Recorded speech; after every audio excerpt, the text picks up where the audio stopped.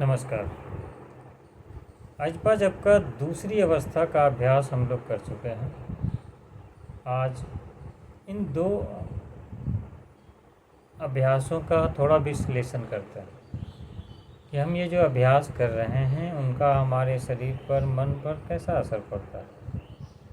तो अजपा जब का जो अभ्यास है वह मन के सूक्ष्म स्तरों के अन्वेषण और मानसिक समस्याओं के निष्कासन के लिए हम लोग कर रहे हैं, ताकि मन को एक साधन के यंत्र का रूप दिया जा सके।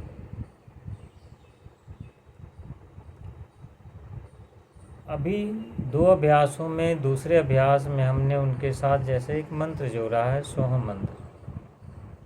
तो शुरुआत में जब हम ये मंत्र के साथ इस अभ्यास को करते हैं तो उस मंत्र का प्रभाव हमारे चेतना के ऊपरी स्तर पर ही होता है।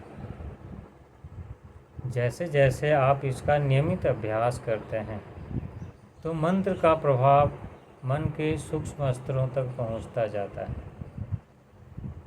जब आप वह सूक्ष्म स्तरों तक पहुंचेगा तब आपके मन के अंदर जो अनेक जन्मों के संस्कार हैं, कामनाएं हैं, इच्छाएं हैं, भय है,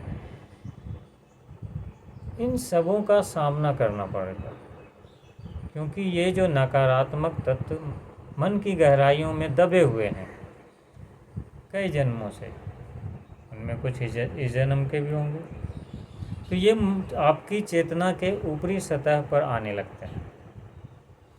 कभी कभी ये संस्कार इतने तीव्रता से प्रकट होते हैं कि कई बार आप कुछ समय तक अचानक आप खुद को दुखी महसूस करने लगते हैं कि अरे इतनी नेगेटिविटी, इतना कचरा। लेकिन आप धैर्यपूर्वक अगर इस अभ्यासों को करते जाते हैं, अब मन में कोई विचार आया उस तरह का या उस तरह की कोई भावना प्रकट हुई तो उसको रोकना नहीं है।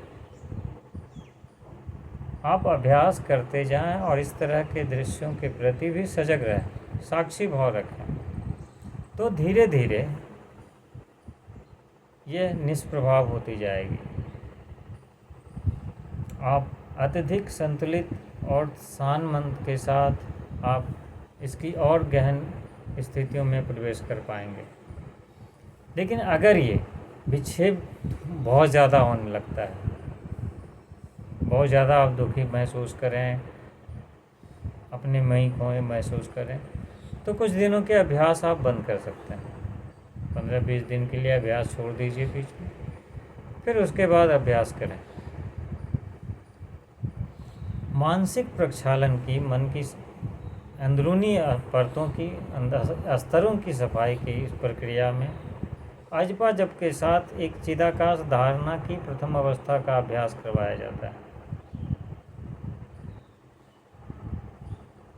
इस अभ्यास में मन के संस्कार जब अनेक दृश्यों, प्रतीकों के रूप में आपके मानस पटल पर प्रकट होते हैं, जिन्हें आप बंद आँखों के सामने देख सकते हैं, दृश्यों, प्रतीकों के रूप में, बस वैसे ही जैसे लगेगा स्वप्न देख रहे हैं। ये सारी प्रक्रियाएं ध्यान में हो रही है, लेकिन आप उनके प्रति पूर्ण सजगता के साथ रहें, पूर्ण सजगता पूर्वक उसको देखें।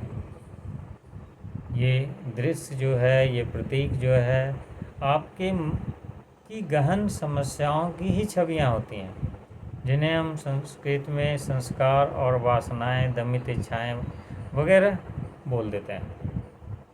आपको इसका दमन नहीं करना है, इसको रोकना नहीं है, और ना ही उनके प्रति कोई प्रतिक्रिया व्यक्त करनी है। बस मन में यह भाव रहे देखते समय कि आप इनसे बिल्कुल अलग हैं, उनको देखने वाले मात्र दर्शक हैं। इसी को संस्कृत में साक्षी भाव बोला जाता है। आप इनके प्रति सजग रहें, लेकिन साक्षी भाव के साथ इसको देखेंगे तो धीरे धीरे ये सभी संस्कार समाप्त होते जाएंगे। मन तनाव मुक्त और चिंता मुक्त होता जाएगा, और आप मन को एक शक्तिशाली साधन यंत्र के रूप में प्रयोग कर पाएंगे। अजपा जब के अभ्यास को समझने के लिए किसी भी अभ्यास को एक पॉइंट के रूप में अगर आप समझ लेते हैं तो इसको करने में आसानी होती है। जैसे अजपा जब ध्यान का एक अभ्यास है तो इसका पहला पॉइंट क्या होता है कि एक आरामदायक आसन बैठने हेतु, क्योंकि आप कम से कम ये 15 मिनट का अभ्यास होगा और धीरे धीरे इसको बढ़ाते हुए आपको आधे घंटे तक ले जाना है। धीरे धीरे करने लगें तो उससे ज़्यादा भी धीरे धीरे बढ़ा सकते हैं, लेकिन 15 मिनट से शुरू करके आधे घंटे का प्रोग्राम तो बनाना ही होगा। तो इसके अगले अगले चरण हैं। जैसे पहला हो गया आरामदायक आसन का चयन करें, फिर हो गया थोड़ा देर तक शरीर और मन को देखिए। जब आप जिस चीज़ को देखना शुरू करते हैं वह उसका तनाव धीरे धीरे आप दृष्टा भाव से दूर कर पाते हैं। तो होता दूसरा स्टेज हो गया शरीर और मन का शिथिलीकरण। आसन की स्थिति आरामदेह हो, शरीर बिल्कुल सीधा हो, जैसे ध्यान के अभ्यास में रखना चाहिए। अपने पोस्चर पे ध्यान देंगे। कहीं तनाव है, खिंचाव है तो मेंटली उसे रिलैक्स करते जाएंगे।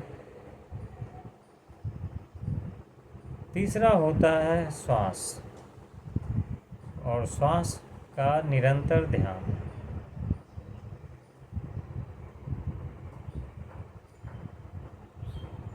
फिर अगले चरण में आता है श्वास प्रश्वास के साथ साथ उसके साथ मंत्र का अखंड सजगता और उसकी पुनरावृत्ति। कि श्वास और मंत्र के प्रति आपकी सजगता अखंड हो और बिल्कुल उसकी पुनरावृत्ति होती रहे। अगर श्वास अंदर जा रही है, सो मंत्र का उच्चारण हो रहा है, तो उसमें मन में यह भावना रहे कि सो मंत्र का उच्चारण हो रहा है। श्वास बाहर निकलते समय हम की ध्वनि को सुनते रहने का प्रयास करते हुए अभ्यास करना। तो इस तरह से जब आप पॉइंट बना लेते हैं तो जब भी आप ध्यान में बैठिए एक पॉइंट से शुरू करें कि चलो पहले आसन हो गया, फिर शरीर को शिथिल करें, फिर थोड़ी देर कुछ मिनट श्वास का ध्यान कीजिए, फिर श्वास और मंत्र को साथ में जोड़ते हुए इसका ध्यान करें। इसके साथ बहुत लोग उज्जाई और खेचरी मुद्रा का अभ्यास अगर करते हैं तो उसमें बीच का एक पॉइंट श्वसन नॉर्मल ब्रीदिंग का ध्यान रखने के बाद और मंत्र जोड़ने से पहले उज्जाई और खेचरी मुद्रा, उज्जाई प्राणायाम और खेचरी मुद्रा कहा जाता है।